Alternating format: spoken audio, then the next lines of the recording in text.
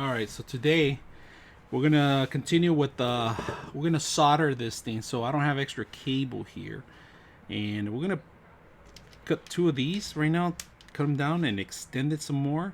So what we're gonna do is we're gonna sacrifice one of these for a good cause. So we're gonna extend it. There's two ends right there. I'm gonna cut these right here, and we're gonna extend it. That's what we're gonna do. Extend, make a strip on the other one end. So there you go. I'm gonna need some more space here, so get some more here. There we go. That should be enough for both of them. I'm gonna twist it on this thing here.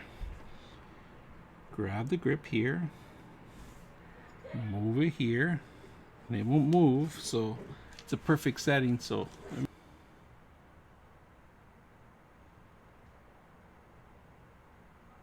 if you guys never done this, I mean, practice. I mean, that's what happened. Simple. Put this, we're gonna clean it up. All right, let's take a look at it, exactly what I did. So this is the computer, and what I did, I drilled the head on the top. I drilled through the wood. Actually, I drilled 4 holes first, one here, 2, 3, 4, and then attached it to the system itself. Now the next step is going to be maybe drill some hole, a big hole here for the power supply here. And as you can see, I actually elevated the back end of the USB here a little bit higher so you guys can see it.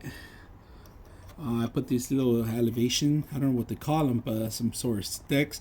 I extended the cables. I put a little plastic on them, if you guys see it. It's tape, but the tape's falling apart. I extended the cables with the solder the other day. I have that one of the videos. I extended all the way through. I know you guys see the back head right there. Freddy's Five Nights at Freddy out there.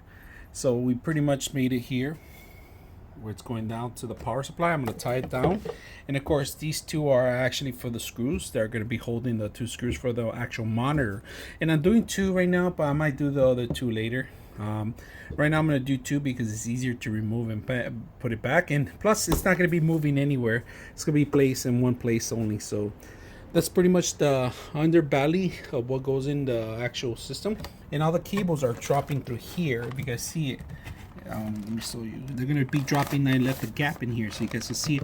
Double layer, so I could have a gap, and then all the cables are gonna be through here, so they're gonna be going out at the same time. So that's pretty much it.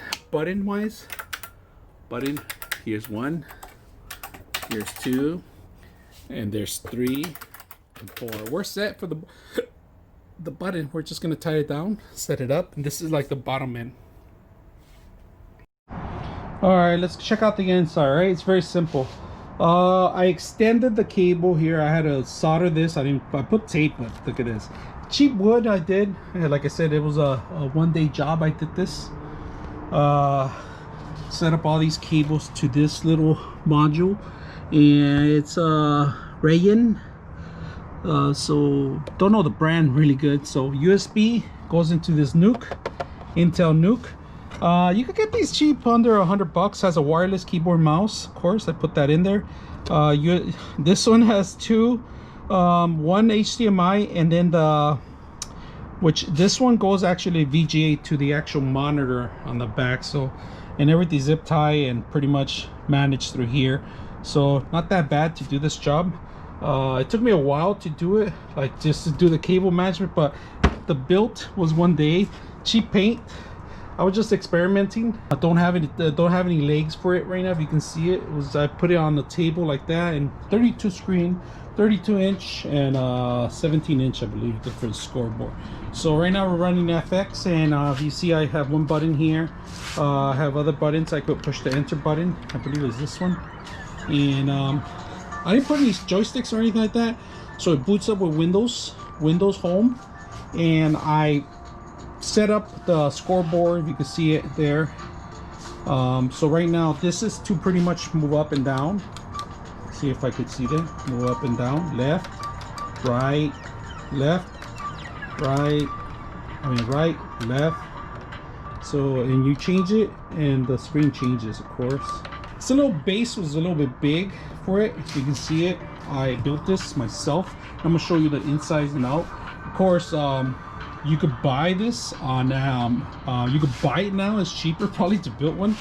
I put the buttons a long time ago. I made these buttons, built the cage itself with leftover wood. And if you can see, I'm gonna go ahead and start the button. Let's go ahead and start Star Wars here and single play. You can play doubles if you want, and it's pretty good. So let's go ahead and start.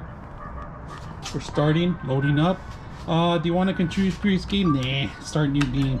I don't even know who was playing it. So I made this about 2.5 years ago, 3 years, close to 3 years.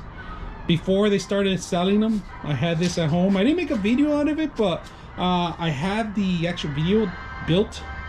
So I'm gonna probably post it up so you guys can see it. But it's not bad. I'm gonna let you guys check out some gaming with the start button. And I'm running a small little nuke in the bottom, so it runs very well. The button, hit the side button. And here we go. We got the button working. Didn't do very good.